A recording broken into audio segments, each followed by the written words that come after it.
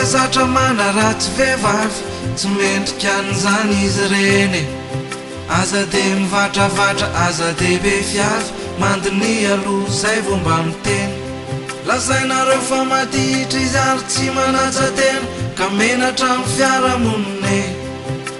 alainareo baraky izy mijaly mahonena sady kanina hopaina no ozony rehefa tsy zakanareo izy de aza terena miala moramora mahaiza mionona fa aza izy foana no repirebena sy anonona anazay teny tsy fanona aza kanina izo afatsy tine tsy misy na iray aza aminareo no afaka nome azy tsiny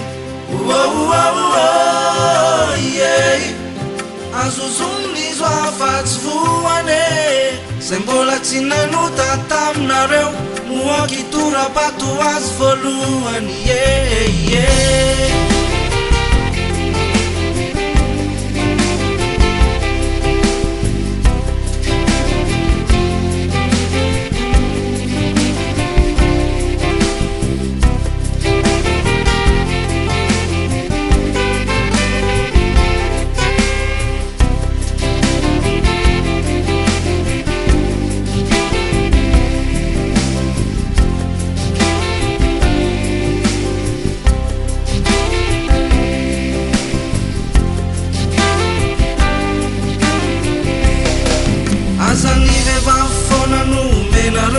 fa tsy mamelonareo matotsy tine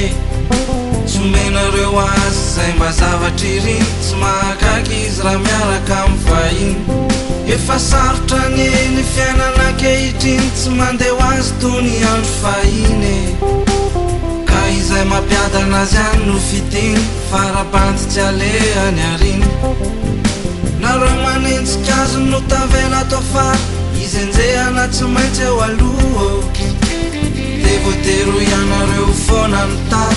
fa izy foana no mahavo ilay saina maramara jano ny fatsy tsara tsy mba mampivoatra tokoa ka mba ometsotrano izy rehefa tsy anjara fa aza ampiasaina mokondo rehefa tsy mila anareo izy de aza terena miala moramora mahaiza miono fa aza izy foana no repirebena sady kanina hopaina no zony aza kanina izo afatsy tine tsy misy na iray aza aminareo no afaka nome azy tsiny azozonina izo afatsy voane zay mbola tsy nanota taminareo no akitora-bato